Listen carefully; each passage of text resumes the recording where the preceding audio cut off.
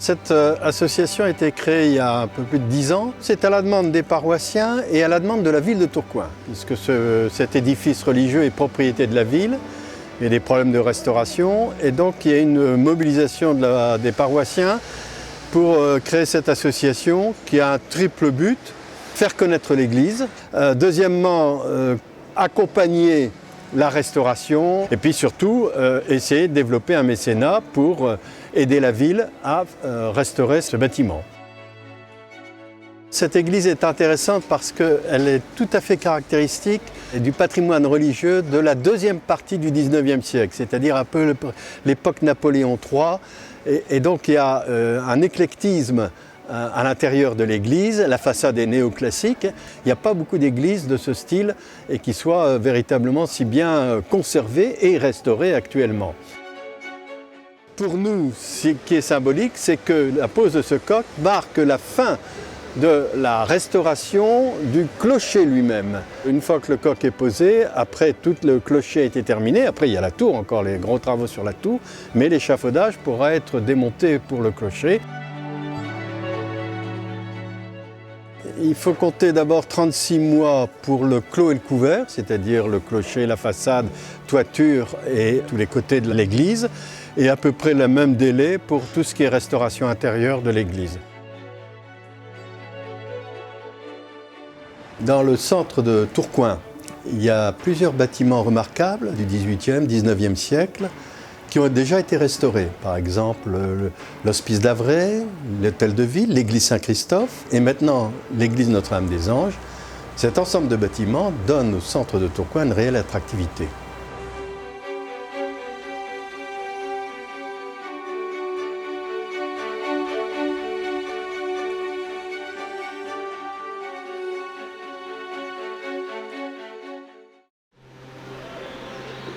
Pour la façade de l'église Notre-Dame-des-Anges à Tourcoing. La première étape, c'est de faire le relevé pierre par pierre sur le clocher, sur la façade principale de l'église. Notre dessinateur vient faire le relevé sur place. Donc lui, il prend des calques, il prend le profil des pierres. Il les dessine sur son plan, il les envoie à l'atelier. On reçoit des blocs bruts comme ceci. Elles sont ensuite débitées par tranches. On trace le profil de la moulure qui est sur l'édifice. Et ensuite, c'est taillé et fini par des tailleurs de pierre. Toutes les pierres ne sont pas faites à la machine. Il nous faut encore la main de l'homme pour pouvoir les finaliser.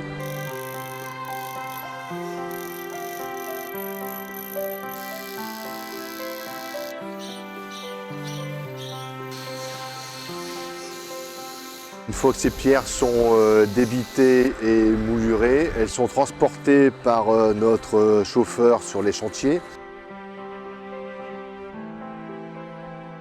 Elles sont posées, tout ce qui est courbe et tout ce qui est retour, tout ça c'est fait par notre personnel. Généralement, ce qui arrive, c'est qu'on a des petits écarts. Des fois, c'est 5 mm, voire un peu plus.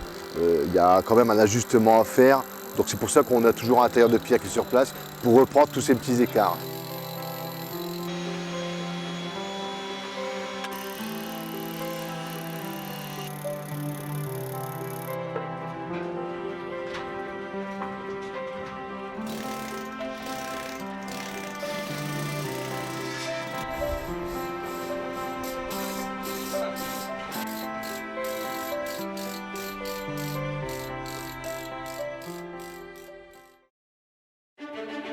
La cloche, elle sonne les joies et les peines des humains.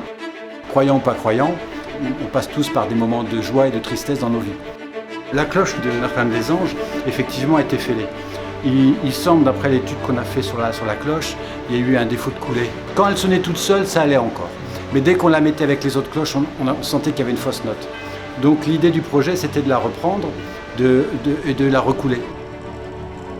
On n'a pas repris le métal de la cloche.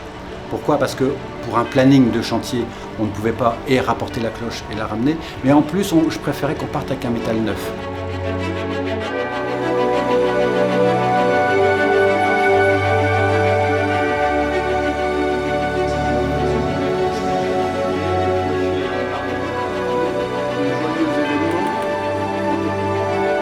bénir cette nouvelle cloche.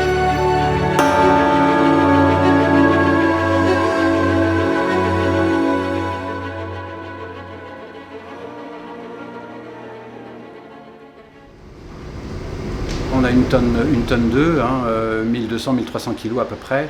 Il faut une méthodologie. Donc là, mes gars sont les as de ça. Donc c'est un grand plaisir de partager ça avec eux.